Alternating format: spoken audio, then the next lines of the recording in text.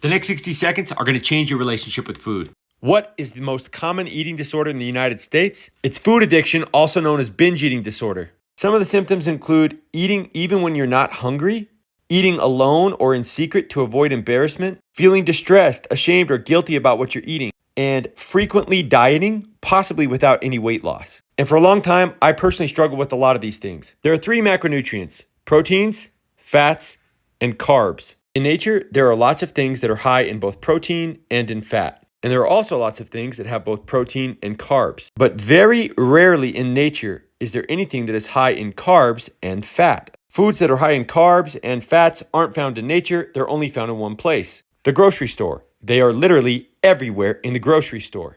Modern grocery stores are organized the same way that casinos are organized. There's one entrance and one exit. And if you just want to get some milk or some eggs or some fish, you have to go through a lot of distraction to get there. The distraction is full of bright colored packages and discounts, and everything in this maze, just like a casino, is incredibly addictive. Most people think that if you struggle with food addiction, you must have a psychological problem or self-control problem, like a lack of willpower.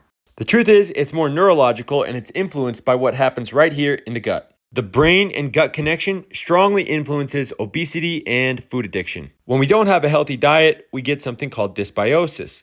Dysbiosis is a damaged gut. And dysbiosis in brain number 2 leads to cravings or food addiction in brain number 1.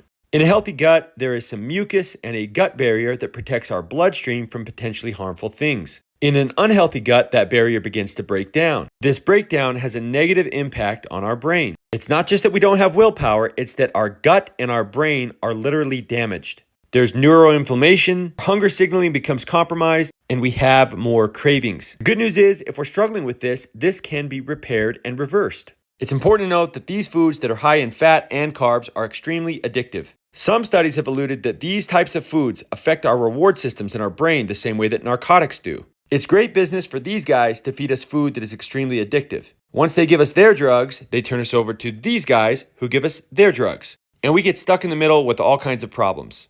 If you struggle with food addiction or constant cravings and want to learn how to improve your gut, I've done lots of videos. Some of these videos have millions of views because they're made for beginners who don't know where to start. If you struggle with these things, I want to tell you that you're not alone. I've struggled with these things myself. In fact, 88% of American adults are metabolically unhealthy, and this is one of the main reasons why. You're not the problem. It's not about you. The modern food environment is the problem, and it's time to take the power back. I hope this video helps.